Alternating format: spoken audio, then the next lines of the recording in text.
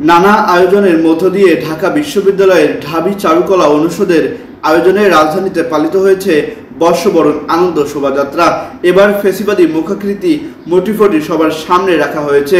শোভাযাত্রার শুরুতে স্বজাতীয় নাচে গানে অংশ নিয়েছে 28টি জাতিগোষ্ঠী। এছাড়াও রং বেরঙের পোশাক আপামর জনতা, বিদেশি নাগরিকদের ও শোভাযাত্রায় অংশ নিতে দেখা গেছে। আজ সোমবার সকাল 9টা 3 মিনিটে শোভাযাত্রাটি চারুকলার সামনে থেকে শুরু হয়।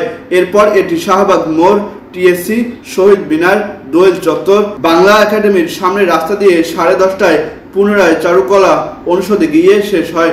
শেষে মোটিফগুলো সবার দেখার জন্য চারুকলায় উন্মুক্তভাবে রাখা হয়েছে। এবারের শোভাযাত্রাকে শুধু বাঙালির নয়, বাংলাদেশের প্রাণের উৎসব হিসেবে আখ্যা দিয়েছেন সাংস্কৃতিক উপদেষ্টা মোস্তফা সরোয়ার ফারুকী। শোভাযাত্রার অংশ নিয়ে ফারুকী বলেন, এটাকে আমরা অনেকদিন বাঙালির প্রাণের উৎসব বানিয়ে রেখেছি। এটা শুধু বাঙালির প্রাণের উৎসব নয়, এটা বাংলাদেশের প্রাণের উৎসব। বাঙালি, চাকমা, মারমা, গারো সহ সকল জাতিগোষ্ঠী বর্ষবরণ পালন করে। ফলে আমরা এটাকে বাংলাদেশের উৎসব হিসেবে পালন করা শুরু করলাম। এরপর থেকে বাংলাদেশ এভাবেই চলবে। আহসান সাকিব, আকা জমিন, ঢাকা।